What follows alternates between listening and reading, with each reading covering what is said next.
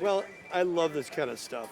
You know, in a way, the unplanned stuff is what the people love. You know, they give you a lot of credit just by being willing to do it. You know, a lot of performers just would say, you know, screw it, it's raining, there's no PA. I go, we're doing it anyway. And I think the people like that because they know you're willing to give it all. And it didn't matter so much that my voice wasn't real loud because there's no PA. The guitar was going, you know, but the spirit was there. We had the horns from the Czech Republic, of course, the band Eggnoise that are great from Prague. We rehearsed this morning. We said, let's do it that way. You know, we did it in the tent, unplugged. So luckily we rehearsed like that. So we're ready to go. What was the reaction of the public, of the audience? They went crazy. They went crazy. I mean, you could feel their energy, you know, and they were clapping along, singing, love you, need you, you know, I am the tiger, it's the thrill. They were singing along. I didn't need a microphone. I had my choir right there in the audience. What does it mean for you to be performing in front of a Czech American or American Czech audience? I suppose it's, maybe for you personally, it's a little different to be performing for, if there's anything like proper American audience, because you know all Americans are from somewhere. So right. So what does it mean for you personally? Well, I think, you know, I feel a brotherhood with the Czech people. There's a familiarity, you know, like when I met you, there's a certain friendly spirit that you just feel. And there's a certain resemblance between people. Karen, my wife, said, all you Czech men look alike. I said, well, whatever.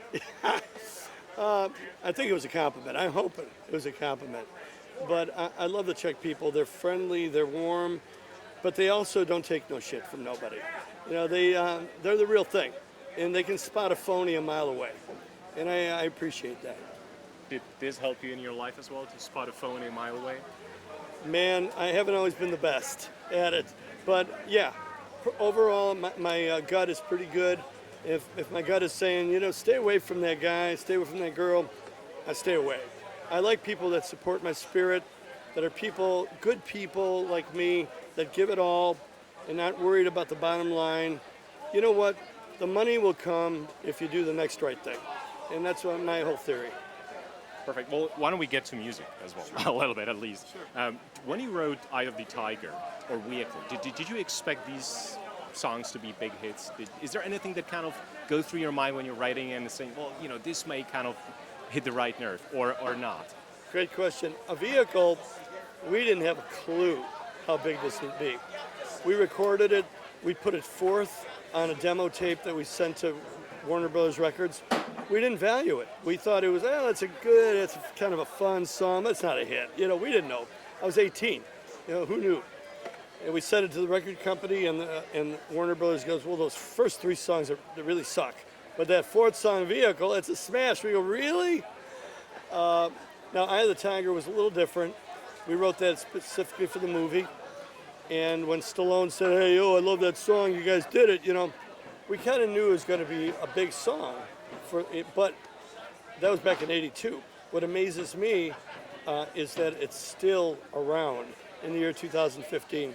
people are still loving it. Every generation seems to discover it, make it their own, and find something motivational in the lyric.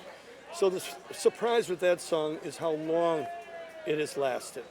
It has a Czech angle as well. I don't know how much you're aware of that or not, but in the 80s, when everything was banned in the Czech Republic, I remember that people exchanged VHS cassettes, tapes basically, with movies. If they were so lucky and had a videotape recorder at home. And Rocky was one of those movies that people exchanged. And that song kind of got into Czechoslovakia back then, and people probably didn't know that you were the one who wrote it because they didn't have any connection to it and so on. Right.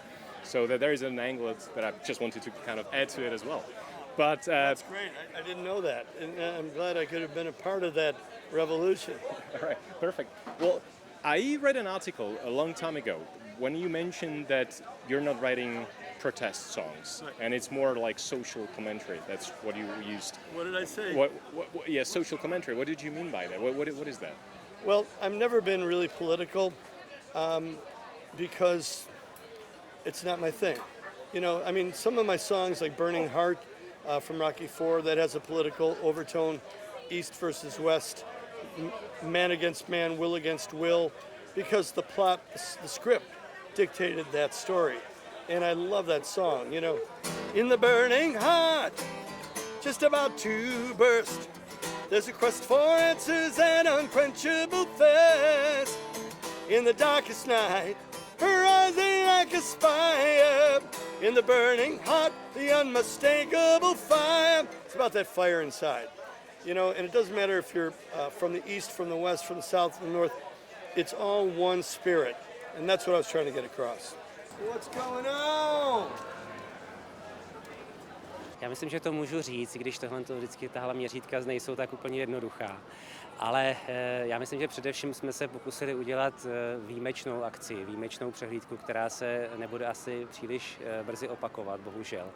Protože jsme dostali skvělou příležitost od hlavního města Prahy, od paní primátorky Adriany Krnáčové, abychom tady takovýhle festival uspořádali. A Praha byla ochotná takový festival v zahraničí prezentovat a nám se zase tady podařilo najít prostředí, ve kterém jsme mohli požádat o pomoc spoustu přátel České republiky a spoustu Čechoameričanů, kteří jsou tady třeba už od 19. století, ale pořád se cítí hrdými Čechy a v tom je to specifická situace. A taky jsme se rozhodli ten festival se souhlasem Prahy právě té české historii, slavné české historii v Chicagu a jejím legendám, jak říkáme, věnovat. Co všechno bylo možné vidět a bude možné vidět? Z čeho se stává ten festival?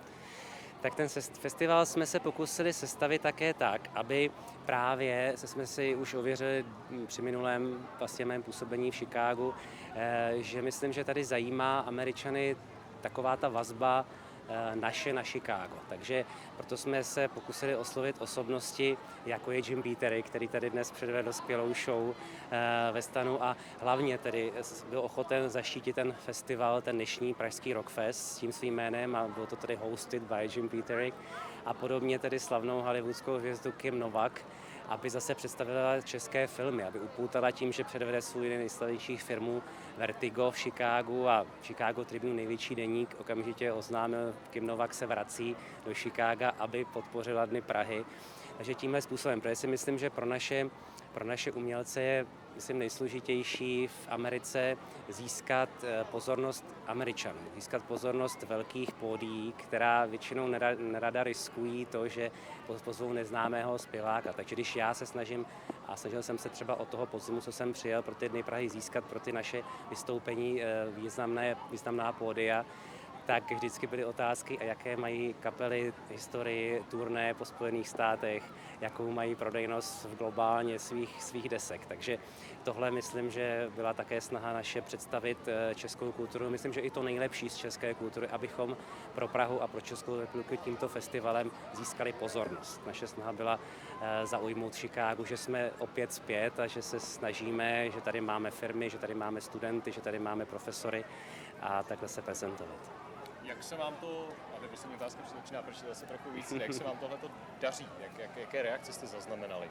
Já vím, že je těžké proniknout, Chicago Tribune je jedna věc, ale jak je těžké proniknout do té široké vrstvy Američanů, do třetím největším městě ve Spojených státech a získat tady nějakou pozornost, upoutat pozornost na věc, která je samozřejmě pro Česko významná, ale pro Američany asi obecně už méně. My jsme trochu na podzim uspořádali oslavy 25. výročí sametové revoluce a mám pocit, že od té doby jsme přece jenom pokročili, že se snažíme investovat to úsilí do tu pozornost získat také kritiky, získat zájem lidí, kteří mohou nás prezentovat na významných institucích, kulturních zejména, tak že se jsme schopni zlepšovat. No a pak tady máme 150 000 Američanů, kteří se hlásí k českému původu stále ve sčítání lidu v chicagské oblasti. Takže kdyby se nám podařilo zaujmout tyto lidi, kteří samozřejmě mají úspěšné kariéry ve všech oblastech, tak to myslím, že je určitě také cesta, jak k tomu úspěchu.